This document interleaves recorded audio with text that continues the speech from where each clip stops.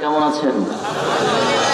আলহামদুলিল্লাহ আলহামদুলিল্লাহ নাহমাদুহু ওয়া নাস্তাঈনুহু ওয়া নাস্তাগফিরুহু ওয়া নাউযু বিল্লাহি মিন শুরুরি আনফুসিনা ওয়া মিন সাইয়্যাতি আমালিনা মান ইয়াহদিহিল্লাহু ফালা মুদিল্লা লাহু ওয়া মান ইউদ্লিলহু ফালা হাদিয়া লাহু ونشهد أن لا إله إلا الله وحده لا شريك له وأشهد أن محمدا عبده ورسوله صلى الله عليه وسلم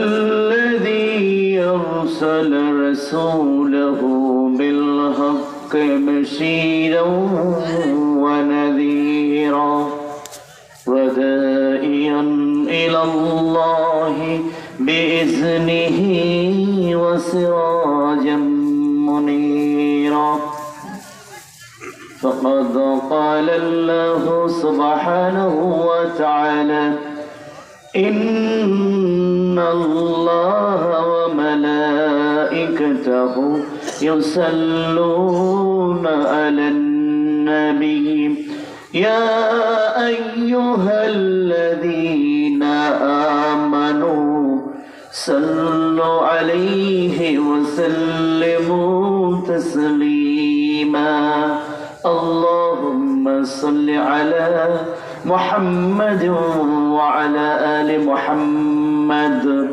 كما صليت على إبراهيم وعلى آل إبراهيم إنك حميد مجيد اللهم بارك على محمد وعلى آل محمد كما باركت على إبراهيم وعلى آل إبراهيم إنك حميد مجيد أما بعد فإن خير الحديث كتاب الله وخير الهدي هدي محمد صلى الله عليه وسلم وشر الأمور محدثاتها وكل محدثات بدعة وكل بدعة ضلالة وكل ضلالة في النار সকল প্রশংসা জ্ঞাপন করছি আমাদের মহান মালিকের জন্য। সকলেই প্রাণ খুলে দিল থেকে কালিমাত শুকর আদায় করছি, বলছি আলহামদুলিল্লাহ আলহামদুলিল্লাহ আলহামদুলিল্লাহ। পড়ুন রব্বানা ওয়ালাকাল হামদ, প্রাণ খুলে বলেন রব্বানা ওয়ালাকাল হামদ হামদান কাসীরান طيبا مباركا فيه يا ربي لك الحمد كما ينبغي لجلال وجهك وعظيم سلطانك سبحان الله وبحمده بلون عدد خلقه ورضا نفسه وزنة عرشه ومداد كلماته سبحان الله والحمد لله ولا إله إلا الله والله أكبر الله أكبر الله أكبر الله أكبر لا إله إلا الله الله أكبر الله أكبر ولله الحمد। আমরা আমাদের মহান প্রতিপালকের কিছু প্রশংসা বাক্য আদায় করলাম, অতঃপর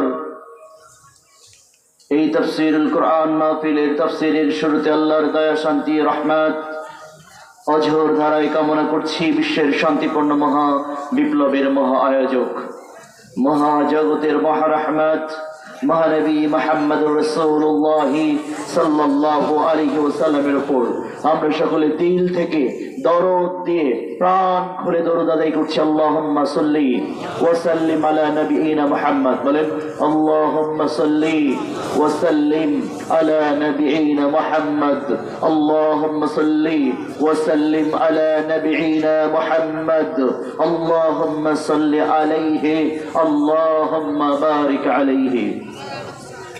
আমরা আল্লাহ আলোচনার শুরুতে আল্লাহর দয়া শান্তি ও রহমত আরো কামনা করছি আমার নবী সাল্লাল্লাহু আলাইহি ওয়াসাল্লামের সাথে ছায়ার মতো অবস্থান করে আল্লাহ কর্তৃক প্রদত্ত দ্বীন ইসলামকে বিজয়ী করবার জন্য যারা অর্থ দিয়েছেন, স্বার্থ দিয়েছেন, রক্ত ঝরিয়েছেন, দেশান্তরিত হয়েছেন, এমনকি নিজের জীবন বিলিয়ে দিয়ে হলেও আল্লাহ তাআলা ও তার রাসূলের প্রতি, ইসলামের প্রতি ভালোবাসার দাবি পূর্ণ করেছিলেন, আমার রাসূলের সেই সম্মানিত সাহাবা আজমাইন, তাদের উপর আল্লাহর পক্ষ থেকে বিশেষ প্রশান্তি কামনা করছি। হে আল্লাহ, আপনি কবুল করুন তাদের পথে, তাদের মতে, তাদের জিহাদের সেই পথে প্রান্তরে আমাদেরকেও আপনি কবুল করুন এবং তাদের মুজাহাদা আমাদের কাছ থেকেও আপনি গ্রহণ করুন। আল্লাহুম্মা আমিন। অতঃপর আল্লাহর দয়া শান্তি আর রহমত আরো কামনা করছি আল্লাহর দিনকে বিজয়ী করবার জন্য বাংলাদেশের বিভিন্ন প্রান্ত থেকে বিশ্বের বিভিন্ন প্রান্তে যে সকল মুসলিম নর নারীরা আল্লাহর দ্বীনকে বিজয়ী করার জন্য সর্বাত্মক জিহাদে লিপ্ত আছে, সর্বাত্মক সংগ্রাম করছে, আল্লাহ তাদের মুজাহাদাকে কবুল করুন। আল্লাহ তাআলা তাদের আল্লাহর পক্ষ থেকে ওলি পাঠান, সাহায্যকারী পাঠান এবং আল্লাহর দুশমনদেরকে আল্লাহর জমিন থেকে আল্লাহ নিশ্চিহ্ন করার ব্যবস্থা করে দেন। আল্লাহুম্মা আমিন। বিশেষ করে আমার ফিলিস্তিনের মুসলমান, আমার সিরিয়ার মুসলমানদেরকে আল্লাহ হেফাজত করেন এবং ইহুদিদেরকে আল্লাহ বিনাশ করুন। ইহুদিদের বিরুদ্ধে আমাদের ঐক্যবদ্ধ জিহাদ করার তৌফিক দান করুন। আল্লাহুম্মা আমিন। প্রিয় মুসলিম ভাই বোন, আমরা আপনাদের কৃতজ্ঞতা জানাচ্ছি। অতঃপর দূর দূরান্ত থেকে আমি সারাদিন ধরে শুনেছি যে কারণে সব ধরনের বাধা পেরিয়ে আল্লাহর মহব্বতে আপনাদেরকে আল্লাহর জন্য ভালোবাসার তাগিদে আমি হাজির হয়েছি। আমি যখন জেনেছি আল্লাহর জন্য, আল্লাহর ভালোবাসায় দিন কায়েমের জন্য আপনার অগ্রগামী, 50 কিলোমিটার, 70 কিলোমিটার, 80 কিলোমিটার দূর থেকে আপনারা আল্লাহর ভালোবাসায়, কোরআনের মহব্বতে, রাসূলের মহব্বতে আপনারা হাজির হয়েছেন। আমি আপনাদের কৃতজ্ঞতা জানাচ্ছি। আপনাদেরকে আল্লাহ তাআলার পথে এক একটা মুজাহিদ হিসেবে কবুল করার জন্য আমার মালিকের কাছে বিনীত বিনয়ে প্রার্থনা জানাচ্ছি। আল্লাহ কবুল করুন। আমাদের গুনাহগুলোকে ক্ষমা করার জন্য আল্লাহর কাছে বিনীত প্রার্থনা জানাচ্ছি। আল্লাহ আপনি কবুল করুন। আপনাদের আরো আগ্রহ, আপনাদের মহব্বত, আপনাদের ভালোবাসায় আমি আজকে আমার জীবনের প্রত্যেকটা মাহফিল থেকে আমি আপনাদের কাছ থেকে বক্তব্যের বিষয় নিয়ে কথা বলি।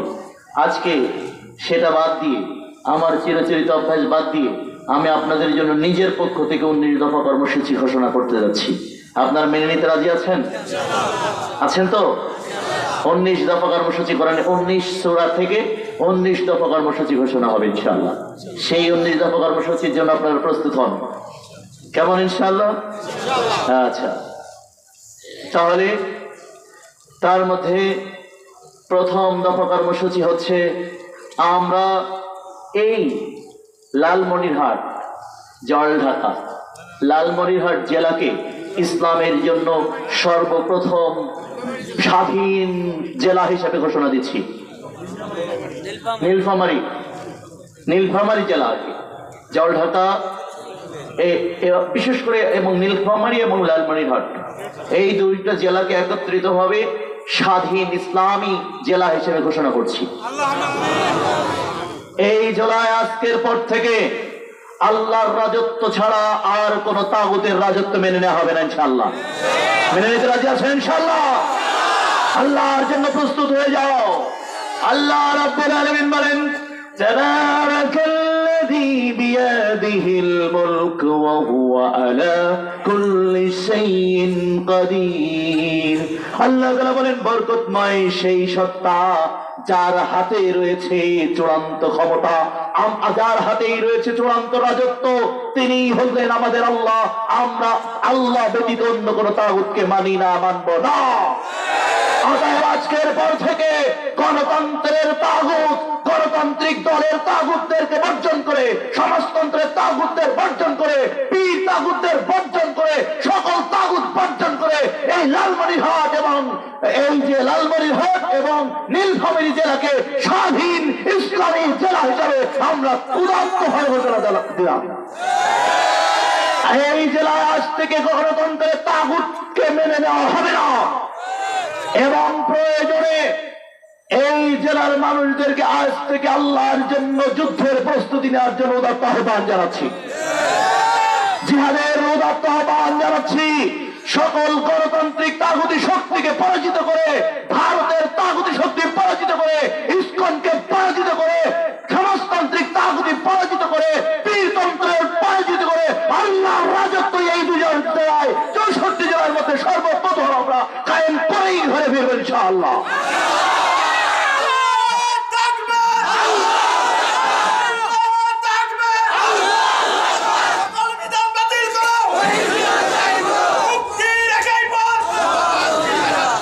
আমার ভাইয়েরা, আজকের পর থেকে আল কোরআনের আলো ঘরে ঘরে জ্বালো এই স্লোগান বাদ।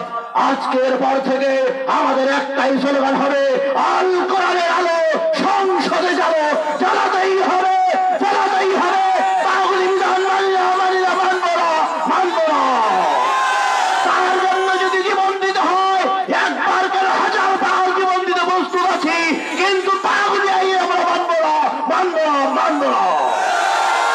আমার ভাইয়েরা, অতএব আমরা আপনাদেরকে প্রস্তুত হওয়ার জন্য আহ্বান জানাচ্ছি। সাবান রাদিয়াল্লাহু আনহু বলেন, রাসূল সাল্লাল্লাহু আলাইহি ওয়াসাল্লাম বলেছেন, ইসাবাতানে মিন উম্মতি আহরাজাহুমুল্লাহুন নার ওয়া ইসবাতুন তাগজুল হিন্দা রাহুন নাসাই। আল্লাহর নবী বলেন, আমার উম্মতের মধ্য থেকে 2 শ্রেণীকে, আর 2 শ্রেণীর উপর আল্লাহ, 2 দলের উপর আল্লাহ তাআলা জাহান্নামের আগুনকে উজ্জ্বল করে নিয়েছেন। এরা জাহান্নামে যাবে না।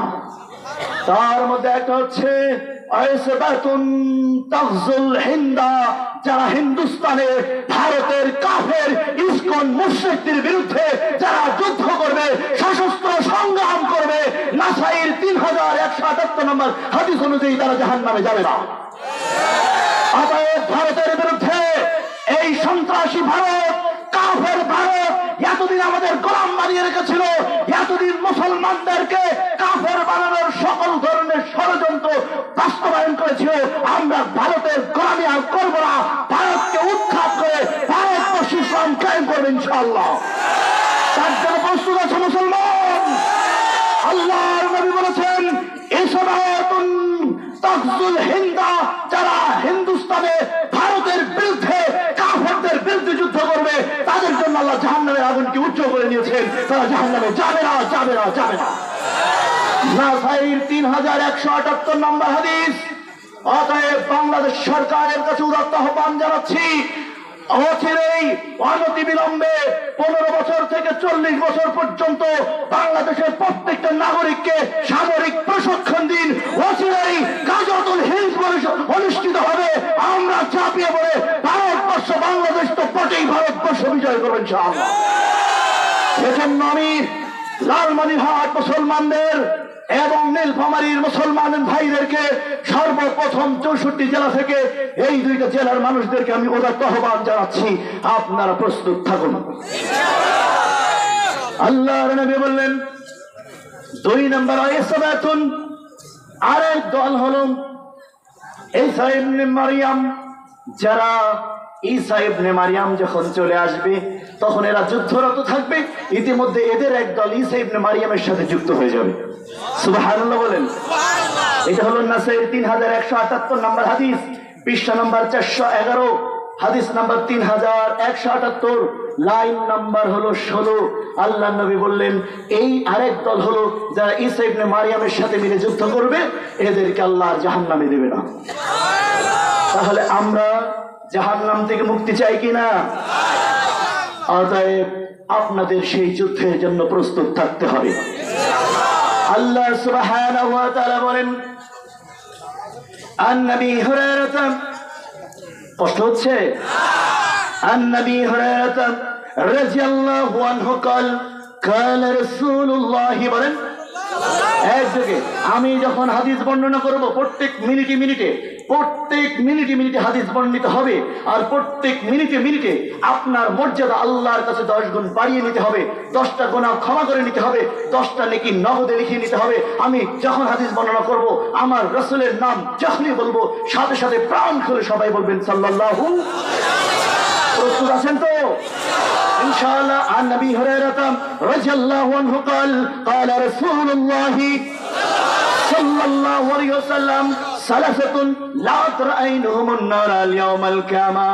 3 শ্রেণীর মানুষ কিয়ামতের দিন জাহান্নামে যাওয়া তো দূরের কথা, জাহান্নাম তাদের চোখে দেখানো হবে না। সালাসাতুন 3 শ্রেণীর মানুষ কিয়ামতের দিন ওরা জাহান্নামে যাওয়া তো দূরের কথা, আল্লাহ ওদেরকে এত মহব্বত করেন, আল্লাহ ওদেরকে এত ভালোবাসেন, আল্লাহ ওদেরকে এত মহব্বত করেন যা ওদেরকে জাহান্নাম দেখে ওদেরকে ভয় পর্যন্ত দেখানো হবে না। ওরা জাহান্নাম দেখে যেন ভয় না হয়, ভীত না হয়, সন্ত্রস্ত না হয়, ওরা হঠাৎ করে আটকে না ওঠে। এই জন্য কিয়ামতের দিন এই 3 শ্রেণীর মানুষকে আল্লাহ জাহান্নাম চোখেই দেখাবে না। জাহান্নাম তো যাবে না। হে লালমনিরহাট এবং নীলফামারীর মুসলমান ভাইরা, 2 জেলা থেকে আজকে আপনারা এসেছেন, দূর দূরান্ত থেকে আমরা জানি। আপনারা উদাত্ত আহ্বান শুনে রাখুন। আল্লাহর নবী বলছেন ওয়া আইনুন হারাসাত ফি সাবিলিল্লাহ। আল্লাহর রাস্তায় যুদ্ধ করতে গিয়ে যাদের চোখগুলো পাহারাদারি করে, যাদের চোখগুলো জেগে থাকে, আল্লাহর রাস্তায় যুদ্ধ করতে গিয়ে যারা পাহারাদারি করে, এই পাহারাদারি করার কারণে কিয়ামতের দিন এদের চোখ আর জাহান্নাম দেখবে না। সিলসিলাতুল আহাদিস আর সহিহার 1477 নম্বর হাদিস। অতএব আমার ভাইরা, জাহান্নাম থেকে বাঁচার জন্য আপনাদেরকে ঐক্যবদ্ধ সংগ্রামে লিপ্ত হতে হবে। সেই সংগ্রাম হলো আল্লাহর দ্বীনকে বিজয়ী করার চূড়ান্ত সংগ্রাম। সেই সংগ্রাম সিরিয়ায় শুরু হয়েছে, সেই সংগ্রাম ফিলিস্তিনে শুরু হয়েছে, আর আমরা লালমনিরহাট এবং নীলফামারী থেকে ফিলিস্তিনের মতো সংগ্রাম শুরু করব। যতক্ষণ আল্লাহর জমিনে কোরআনের রাজ কায়েম না হবে, আল্লাহর জমিনে আল্লাহর রাজত্ব কায়েম না হবে, ততক্ষণ পর্যন্ত আমরা জিহাদ চালিয়ে যাব ইনশাআল্লাহ।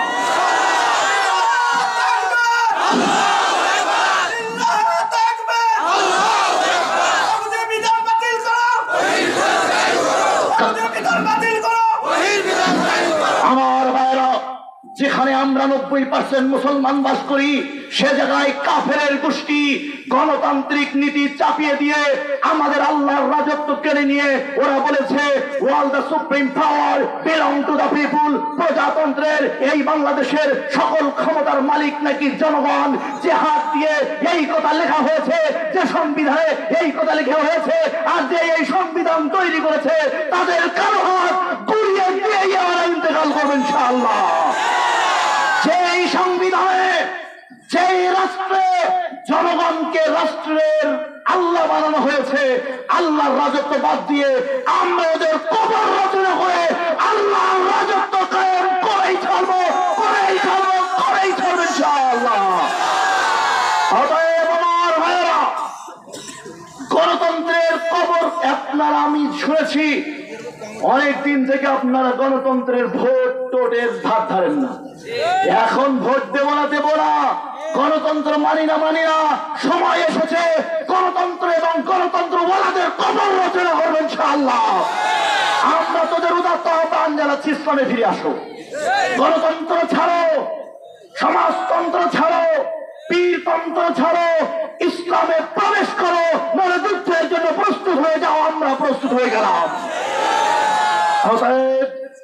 আল্লাহর নবী বলেন তোমাদেরকে জাহান্নামের আগুন আল্লাহ দেখাবে না। কারণ হলো আল্লাহর জমিনে আল্লাহর দ্বীন প্রতিষ্ঠার জন্য তোমরা সংগ্রাম করছো, জিহাদ করছো। এই জিহাদের কারণে আল্লাহ রব্বুল আলামিন তোমাদের আর জাহান্নাম দেখাবে না। এটা হলো সিলসিলাতুল আহাদিস আর সহিহা 1477 নম্বর হাদিস, পৃষ্ঠা নাম্বার 358, লাইন নাম্বার 24।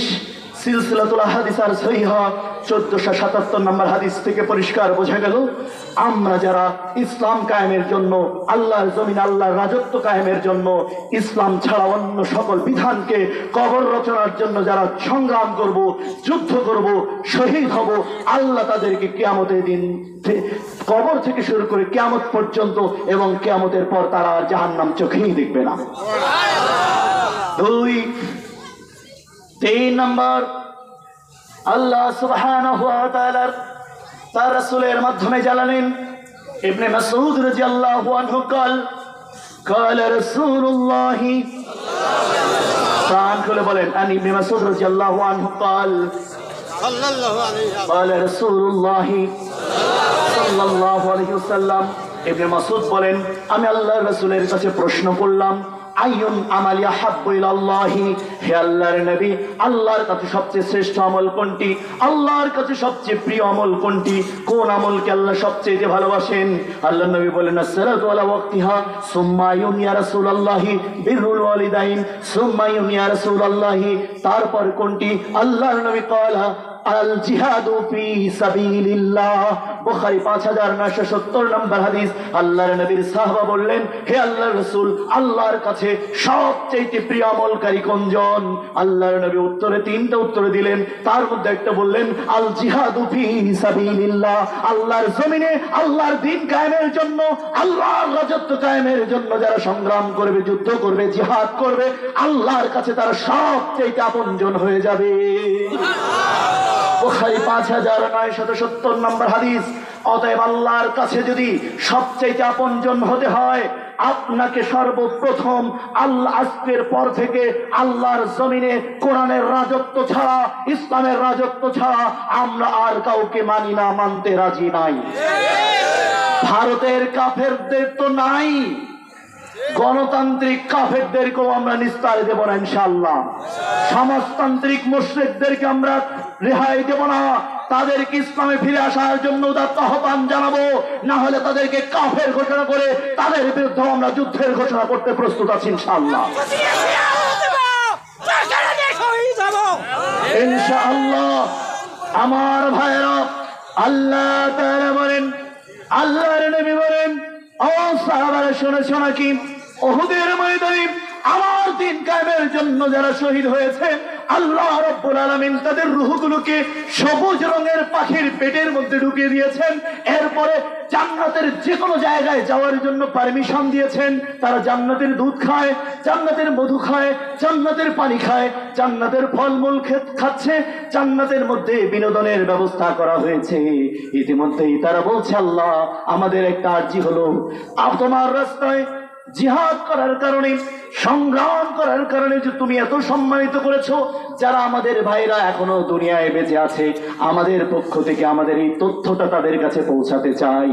আল্লাহ তাআলা বলেন, তোমাদের নবী বেঁচে আছে, আমি ওহীর মাধ্যমে তোমাদের সংবাদ তাদের কাছে পৌঁছে দিই। আল্লাহ তাআলা সাথে সাথে কোরআনে আয়াত নাজিল করেন, আল্লাহর রাহে যারা জীবন দেয়, আল্লাহর রাস্তায় যারা শহীদ হয়, তোমরা তাদের মৃত বলো না, তারা জীবিত আছে এবং জান্নাতে তাদের জন্য রিজিকের ব্যবস্থা করা হয়েছে। তার মানে আল্লাহর রাস্তায় জীবন দিতে পারার একমাত্র পুরস্কার হলো মৃত্যুর সাথে সাথেই আল্লাহ তাদেরকে জান্নাতে পৌঁছে দেন এবং জান্নাতের রিজিক তাদের আহরণ করার তৌফিক দান করে দেন। অতএব আপনারা যারা আল্লাহর জমিনে আল্লাহর দ্বীন কায়েমের জন্য প্রস্তুত হয়ে গেছেন, আপনি সুসংবাদ গ্রহণ করুন। আল্লাহ তাআলা নাসাইর 3160 নম্বর হাদিস অনুযায়ী খালি জান্নাত দিবেন তাই নয়, জান্নাতে একটা উড়োজাহাজ তৈরি করে দিবেন। উড়োজাহাজটার কালার হবে সবুজ রঙের। উড়োজাহাজের মধ্যে চড়ে চড়ে জান্নাতের বিভিন্ন জায়গায় ঘুরে বেড়ানোর সুযোগ হয়ে যাবে। জান্নাতের যে কোনো ফলমূল, যে কোনো সুসংবাদ, আস্বাদ, জান্নাতের যে কোনো খাদ্য, যে কোনো বিনোদন, সেখানে অংশগ্রহণ করার পূর্ণ সুযোগ দেওয়া হবে যারা আল্লাহর জমিন আল্লাহর দ্বীন কায়েমের জন্য জীবন দিয়ে যাবে। এই জন্য আমার ভাইয়েরা, আল্লাহ তাআলা বলেন, ইন্নাল্লাহা আশতারা মিনাল মুমিনিনা আনফুসাহুম ওয়া আমওয়ালাহুম বিআন্না লাহুমুল জান্নাহ ইউকাতিলুনা ফি সাবিলিল্লাহ। সুবহানাল্লাহ। আল্লাহ তাআলা বলেন, যারা আল্লাহ তাআলা ক্রয় করে নিয়েছেন তোমাদের জীবন এবং তোমাদের সম্পদগুলোকে, বিআন্না লাহুমুল জান্নাহ, বিনিময়ে তোমাদেরকে জান্নাত দান করেছেন। কি করবে?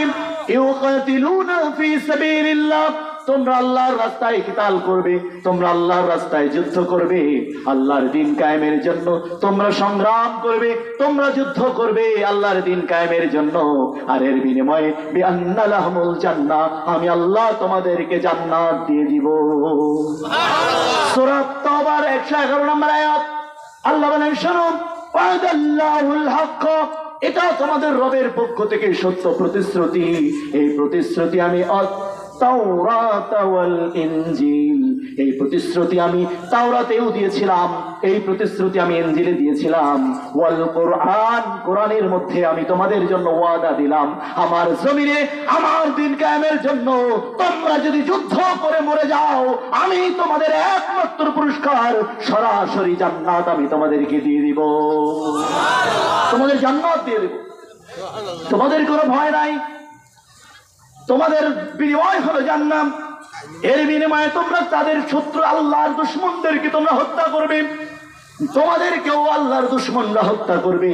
আল্লাহর দুশমনদেরকে তোমরা যখন হত্যা করবে, ওরা যাবে জাহান্নামে, আর তোমাদেরকে যখন মেরে ফেলা হবে তখন তোমরা যাবে আল্লাহর জান্নাতে। সূরা তাওবার 111 নম্বর আয়াত।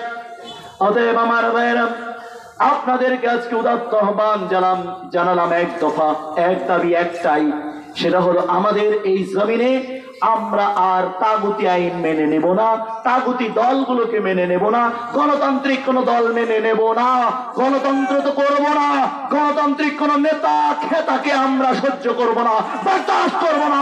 তারা মুসলমান নয়, তারা কাফের। এই জমিনে কাফের মুক্ত করবো ইনশাআল্লাহ। রাজি আছেন ইনশাআল্লাহ?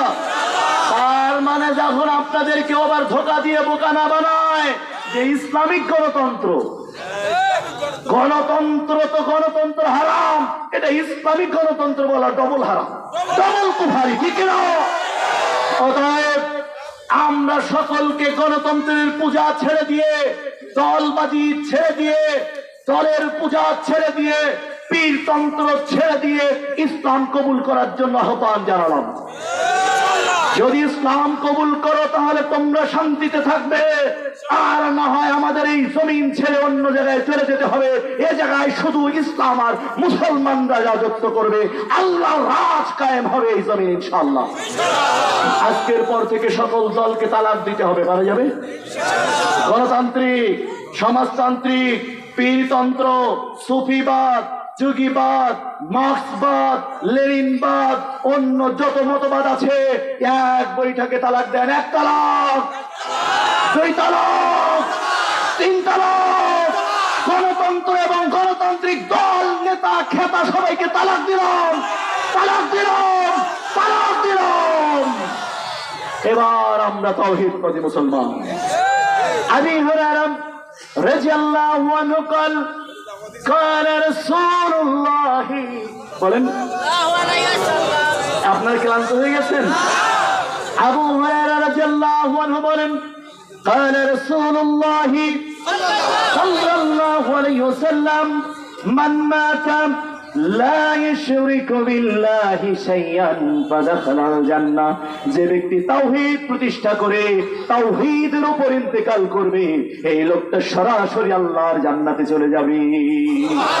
অন্যদিকে মান মাতা ইউশরিকু বিল্লাহি শাইআন ফাদাখালান নার, রাহুল মুসলিম, সহিহ মুসলিমের 24 নম্বর পৃষ্ঠার 17 নম্বর লাইনে হাদিস বর্ণিত হয়েছে, যে ব্যক্তি আল্লাহর সাথে কুফরি করে মারা যাবে, গণতন্ত্রের পূজা করবে, গণতান্ত্রিক দল করবে, সমাজতান্ত্রিক দল করবে, পীরতন্ত্র করবে, সুফিবাদ, যোগীবাদ, মার্ক্সবাদ, লেনিনবাদের পূজা করবে, আল্লাহর নবী বললেন এই লোকটা সরাসরি শিরিক করার কারণে এই লোকটা ডাইরেক্ট জাহান্নামে চলে যাবে।